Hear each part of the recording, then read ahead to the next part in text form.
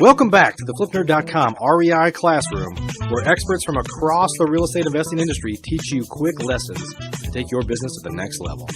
And now, let's meet today's expert host. Hi everyone, my name is Clay Malcolm. Welcome to the REI Classroom. Today we're going to be talking about the confusion that sometimes occurs around the fact that your IRA can partner with your personal finances. I'll explain how it works. If you're an active real estate investor already doing deals and looking to double or triple your business, you should consider joining the Investor Fuel Real Estate Investor Mastermind.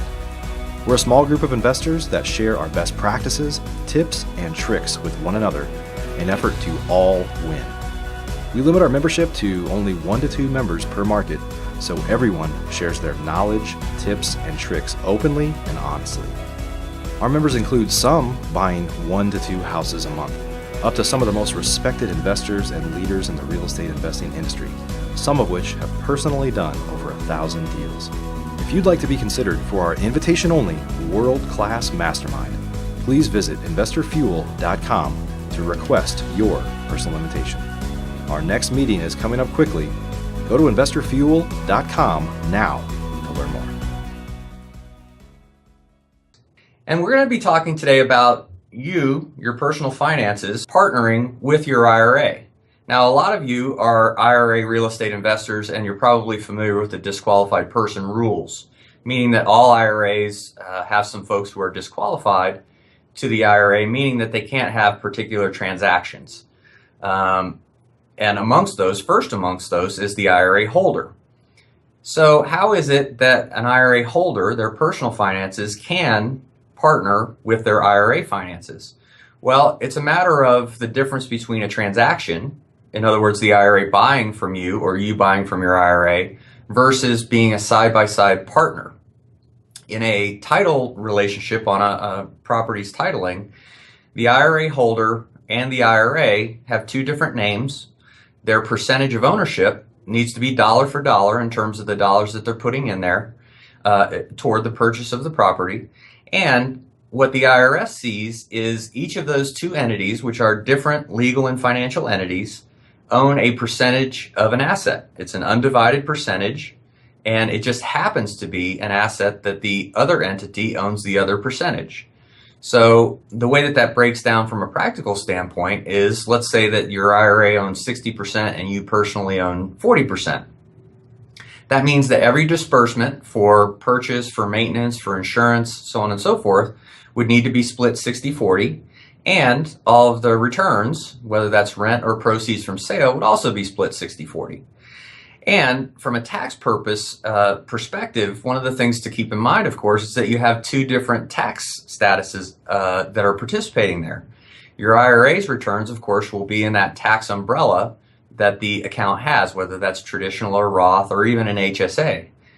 The personal part, the 40% in this particular example, that's something that would be treated on your 1040 each year because it is a personal investment and it would be part of the rest of your personal financial world. But presumably, this ability to have those 2 entities participate in the same property might give you the ability to, when you find a property that you really like and think can perform well, that you can have some of that benefit go toward their long-term financial goals in terms of retirement, and some of it can go into your pocket right away. So you really can mix that up in terms of the way that you structure your financial world when you find a property.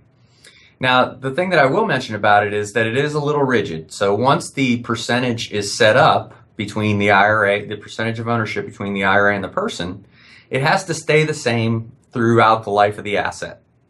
Now, either one of those entities, of course, can sell their percentage to a non-disqualified person. But if you're going to keep the ownership structure the way it is, the disqualified person rules and prohibited transactions does mean that you can't swap percentage of ownership midstream. So be ready to go ahead and have that play out. Certainly in a sales scenario, that's not really a big deal because the proceeds from sale would come back and be split 60-40. But do understand that there's a little bit of rigidity in the partnership arrangement. But again, this is an opportunity to get a hold of a property and have the ability to have a couple of different types of benefits from it. And a lot of people get confused just because of those disqualified person rules. So hopefully that clears it up for you, and hopefully you will be able to partner on properties with yourself and possibly other disqualified persons in a way that makes sense for you. Thanks a lot for joining us on the REI Classroom. We'll see you next time. If you're an active real estate investor already doing deals and looking to double or triple your business, you should consider joining the Investor Fuel Real Estate Investor Mastermind. We're a small group of investors that share our best practices, tips, and tricks with one another in an effort to all win. Real estate investing can be a lonely business for successful real estate investors, but it doesn't have to be.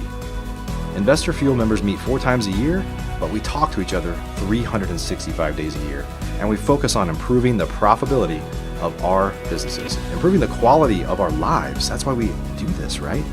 And making an impact on those around us so we can truly leave a legacy. We limit our membership to only 1 to 2 members per market, so everyone shares their knowledge, tips, and tricks openly and honestly. Our members include some buying 1 to 2 houses a month, up to some of the most respected investors and leaders in the real estate investing industry, some of which have personally done over 1,000 deals. If you'd like to be considered for our invitation-only world-class mastermind, please visit investorfuel.com to request your personal invitation. Our next meeting is coming up quickly. Go to investorfuel.com now to learn more. Please note, the views and opinions expressed by the individuals in this program do not necessarily reflect those of flipnerd.com or any of its partners, advertisers, or affiliates. Please consult professionals before making any investment or tax decisions, as real estate investing can be risky. Are you a member yet of flipnerd.com, the hottest real estate investing social community online? If not, you can join for free in less than 30 seconds and get access to hundreds of off-market deals, vendors in your market to help you in your business. And you can start networking with thousands of other investors just like you. Get your free account now at flipnerd.com. Please check out the Flipnerd family of real estate investing shows, where you can access hundreds of expert interviews, quick tips, and lessons from leaders across the real estate investing industry. They're available at flipnerd.com/shows, or simply search for Flipnerd in the iTunes store.